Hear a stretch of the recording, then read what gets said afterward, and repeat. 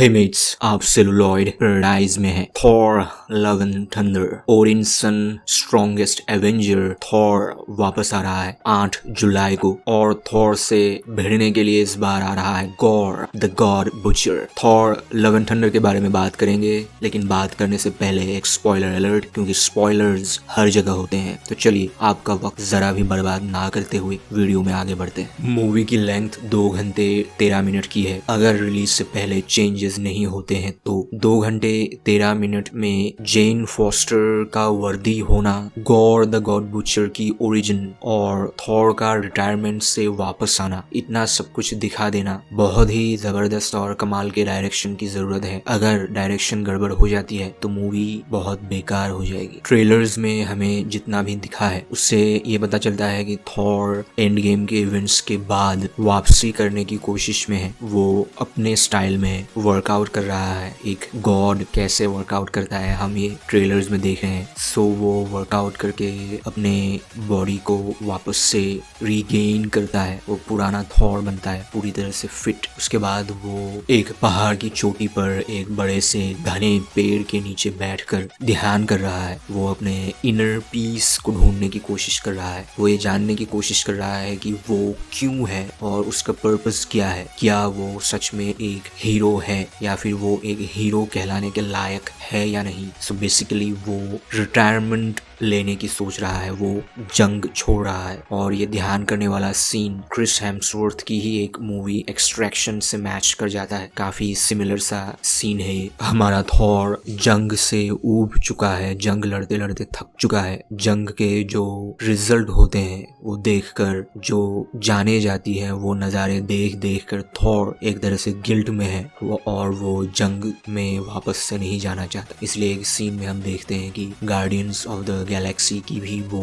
मदद नहीं करता है एक छोटे मोटे जंग के दौरान। थॉर का ये रूप थोड़ा सा किंग थॉर का वाइब दे जाता है। कॉमिक बुक में किंग थॉर भी जब बूढ़ा होता है, एज होती है उसकी, तब वो अकेला हो जाता है। और किंग थॉर ने लगभग सभी लोगों को खो दिया है जिनसे उन्हें एक वक्त में मोहब्बत थी। अपने चाहने वाले लोगों को उसने खो दिया होता है और वो एक लोनली लाइफ बिता रहा होता है। तो ये थॉर का ये रूप उस किंग थॉर का वाइब देता है। लेकिन जैसा कि मैंने कहा, फिर थॉर अपने आप को संभालता है, वर्कआउट करता है, फिट बनता है और वापस आता है एक नए लुक के साथ। उसका लुक 80s के जैसा हो जाता है। 80s के लोगों का जो फैशन था वो उस फैशन में है। उसने बाल बढ़ा लिए हैं। लगभग पुराने जो भी वेस्टर्न म्यूजिकल बैंड्स होते थे उनके लीड सिंगर्स या फिर लीड गिटारिस्ट या फिर पूरे बैंड मेंबर्स के बाल लंबे होते थे। बिल्कुल थॉर का लुक भी वैसा ही है। और ट्रेलर में जो मेन सॉन्ग है वो भी है sweet child. Guns and roses का सॉन्ग है स्वीट चाइल्ड। एक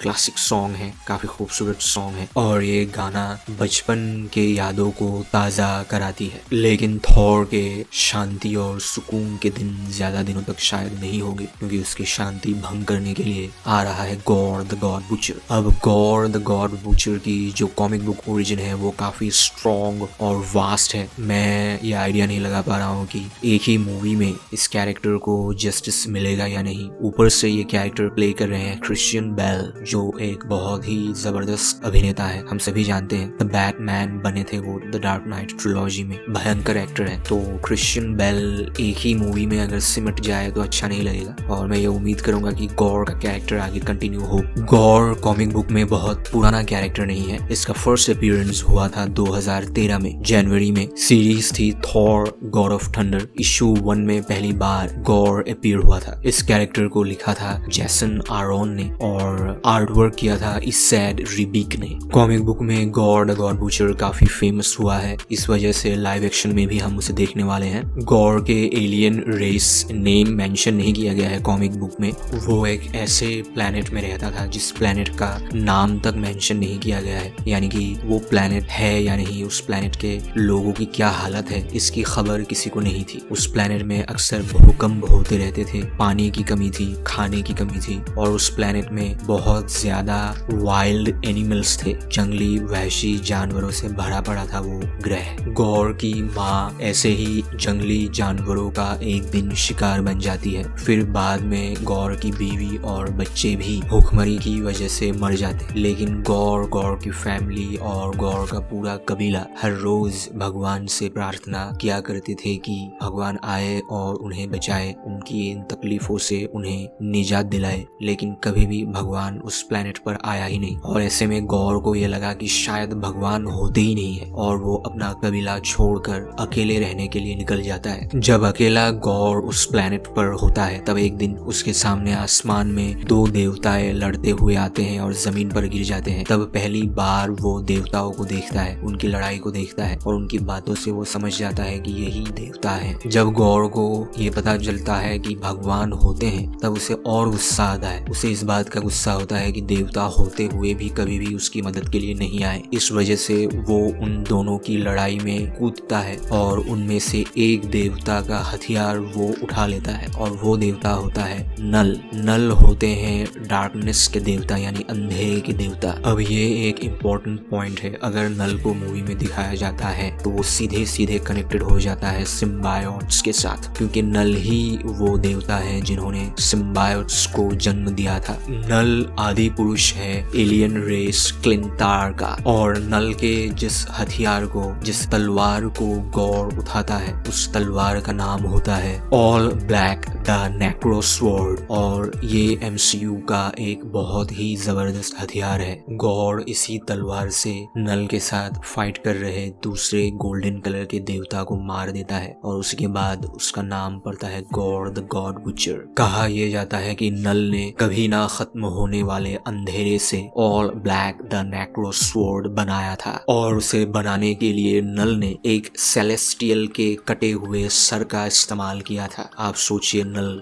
कितना पावरफुल हो सकता है, और सेलेस्टियल का नाम आते ही सीधे सीधे जुड़ जाता है इटर्नल्स के साथ। सो काफी वास्ट प्लॉट हो जाता है थॉर लव एंड थंडर का। अब इंटरेस्टिंग बात यह है कि गौर जब ऑल ब्लैक द नेक्रोस्वर्ड का इस्तेमाल करता है पहली बार, उसके बाद ये स्वॉर्ड गौर के साथ जुड़ जाता है, या फिर ये कहा जा सकता है कि ये स्वॉर्ड गौर को पोजेस कर लेती है, क्योंकि ये स्वॉर्ड डार्कनेस का सिंबल है। इस स्वॉर्ड बना ही है डार्कनेस से। सो ये डार्कनेस गौर के अंदर देवताओं के प्रति जो घृणा थी, उस घृणा को बढ़ा देता है और गौर के साथ हमेशा के लिए जुड़ जाता है। इनफैक्ट नल भी ये हथियार खो देता है जब ये गौर के साथ जुड़ जाता है। ऑल ब्लैक द नेक्रोस्वर्ड को खोने के बाद ही नल सिम्बायोट्स क्रिएट करता है, और अगेन सिम्बायोट्स की बात होती है तो वो वेनम और स्पाइडरमैन से जुड़ जाता है। ये स्वॉर्ड गौर को उड़ने की ताकत देती है। इस स्वॉर्ड की मदद से गौर हवा में उड़ सकता है, दूसरे हथियार बना सकता है, और डार्कनेस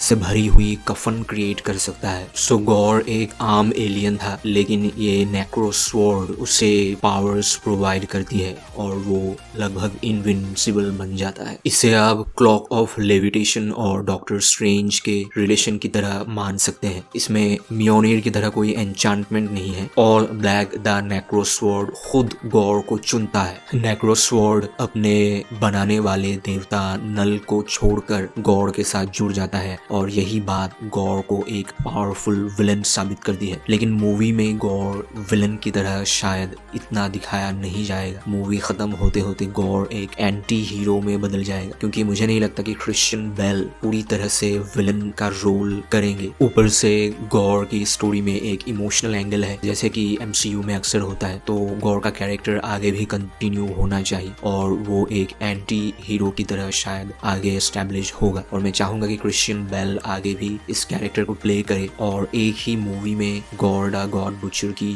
ओरिजिन कंप्लीट तरह से दिखा पाना बहुत मुश्किल है। ऊपर से इस मूवी में काफी ज्यादा कैरेक्टर्स हैं। जेन फॉस्टर की जो माइटी थॉर अवतार है उसको भी दिखाना है, वेलगायरी भी है, ज्यूस का अपीयरेंस भी हुआ है, और कॉमिक बुक में गौर ने टाइम ट्रेवल भी किया था, और गौर को हराने के लिए 3 थॉर अपीयर हुए थे, वाइकिंग थॉर, एवेंजर थॉर और किंग थॉर। तीनों थॉर ने मिलकर गौर को हराया था। गौर का लुक मूवी में नॉर्मलाइज किया गया है, कॉमिक बुक की तरह नहीं है। CGI इतना नहीं किया गया है, क्योंकि क्रिश्चियन बेल जैसा कि मैंने कहा बहुत ही स्ट्रॉन्ग एक्टर है, तो वो अपने एक्टिंग स्किल्स दिखाएंगे इस कैरेक्टर को पोर्ट्रे करते हुए, इसलिए उनको फेस को CGI नहीं किया गया है। क्रिश्चियन बेल की एक्टिंग गॉर के कैरेक्टर को एक अलग लेवल तक लेके जाएगी। मूवी 8 जुलाई को वर्ल्ड वाइड रिलीज होगी, लेकिन हमारे इंडिया में एक दिन पहले यानी कि 7 जुलाई को रिलीज किया जाएगा। इसलिए थर्सडे को थॉर्स डे भी कहा जा रहा है। इंटरनेट में काफी जोरों शोरों से प्रमोशंस चल रहे हैं। डायरेक्शन टाइका वाइटिटी की है, स्क्रीन प्ले टाइका वाइटिटी ने ही लिखा है। जेनिफर केतिन के साथ मिलकर म्यूजिक दिया है माइकल जियास्टिनो ने, जिन्होंने स्पाइडरमैन नो वे होम और नई द बैटमैन मूवी का भी म्यूजिक दिया था। सिनेमेटोग्राफी है बैरी आइडोइन की। गार्डियंस ऑफ द गैलेक्सी का